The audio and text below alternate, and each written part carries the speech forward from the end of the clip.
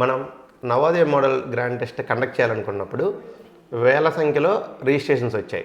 So వేల సంఖ్యలో తల్లిదండ్రులు వస్తారు. మనం పరీక్షా ఫలితాలు ఇవ్వడానికి కొంత సమయం పడుతుంది కాబట్టి వాళ్ళని మనం రకరకాల సాంస్కృతిక కార్యక్రమాలతోటి ఎంటర్టైన్ చేయాలనుకున్నాం. మనం ఐడియాస్ అన్నీ కలెక్ట్ చేస్తుంటే స్టాఫ్ దగ్గర నుంచి మీరు వినూతంగా ఒక ఐడియా ఇచ్చారు.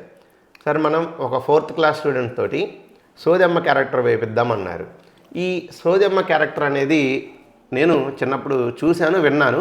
బట్ మీకు దాన్ని వేయించాలి అనే దాని వెనక ఏదన్నా మర్మం ఉందా, లేదా ఎక్కడన్నా గమనించారా, లేదా ఏదన్నా ఒక మెసేజ్ ఓరియంటెడ్గా చెప్దామనే ఉద్దేశంతో మీరు సజెస్ట్ చేశారా?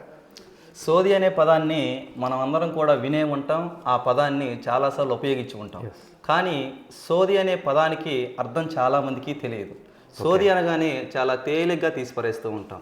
కానీ ఇప్పుడు ఉన్నటువంటి కౌన్సిలింగ్ అన్నిటికీ కూడా సోదే పునాది అని చెప్పడంలో ఎలాంటి సందేహం లేదు.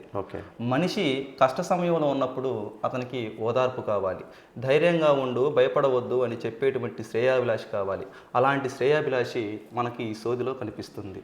శాస్త్రబద్ధతను పక్కన పెడితే ముఖ్యంగా సోదిలో నువ్వు చేయాల్సిన పని నువ్వు చెయ్యి, నీకు దైవశక్తి అండగా ఉంది, ఆ దైవశక్తి నేను సరైన మార్గంలో నడిపిస్తుందని చెప్పడం ఇందులో ఉన్నటువంటి పరమార్థం. అంతరించిపోతున్నటువంటి ఇలాంటి ప్రాచీన కళలని మన విద్యార్థులకు, తల్లిదండ్రులకు అందరికీ కూడా తెలియచేయాలని చెప్పి నేను ఈ సోది కాన్సెప్ట్ని తీసుకోవడం జరిగింది. Okay, great sir, good idea.